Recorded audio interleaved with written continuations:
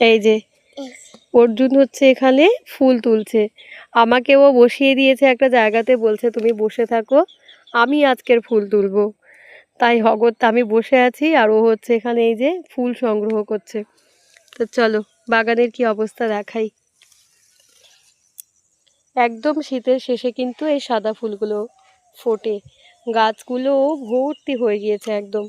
আর ফুল বাগান আর কি দেখাবো, ফুল তো প্রায় শুকনোই হয়ে যাচ্ছে। তবে আর একটা নতুন জিনিস দেখাই। এই ফুল গাছ দুটো আমি নিয়ে এসেছিলাম এবারে শীতকালে। ফুল গাছ দুটোতে প্রচুর কুঁড়ি হয়েছে, অসংখ্য কুঁড়ি হয়েছে, কিন্তু এই ফুলটার যে কী নাম সেটাই আমি জানি না।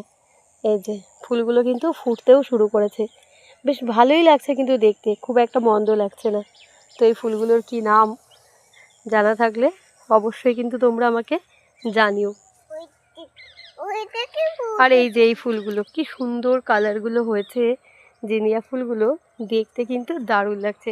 সবচেয়ে তো মিষ্টি লাগছে এই ফুলের কালারটা দেখতে। আর বাগানের অবস্থা, বাগানে আলু মোটামুটি খুলে গোছানো হয়ে গিয়েছে বলতে গেলে, আরও আছে এখনও যদিও বা কিছুটা। আর ওদিকে ধনে গাছগুলোতে সাদা ফুলে ভর্তি হয়ে গিয়েছে। আর এদিকে হচ্ছে টক পালং শাকের গাছগুলোতে দানাগুলো এখন কিন্তু পেকে যাচ্ছে। ওদিকে শশা গাছও শুকনো হয়ে যাচ্ছে। আর ওদিকে বাঁধাকপি এখনও বেশ কয়েকটা আছে। বাঁধাকপি না সেদিনে চুরিও হয়ে গিয়েছে বাগান থেকে। আর ওইদিকে গাছে কিন্তু শিমও হয়েছে, শিম গাছে। কোথায় যাব?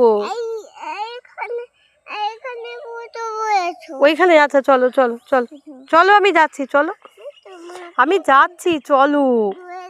আর এই দেখো কুমড়ো গাছগুলো দেখো, আলু বাগানের মধ্যে কুমড়ো দানা দেওয়া হয়েছিল। এখন আলু খোলার পরে কুমড়ো গাছগুলো বেশ কিন্তু অনেকটা বড় বড় হয়ে গিয়েছে। আজকে ভিডিওটা তবে এখানেই শেষ করছি, দেখা হবে আবারও পরবর্তী একটা ভিডিওতে। সকলে ভালো থাকো, সুস্থ থাকো, টাটা, বাই বাই। আর ভিডিও ভালো লাগলে অবশ্যই ভিডিওটাকে শেয়ার করে দিও।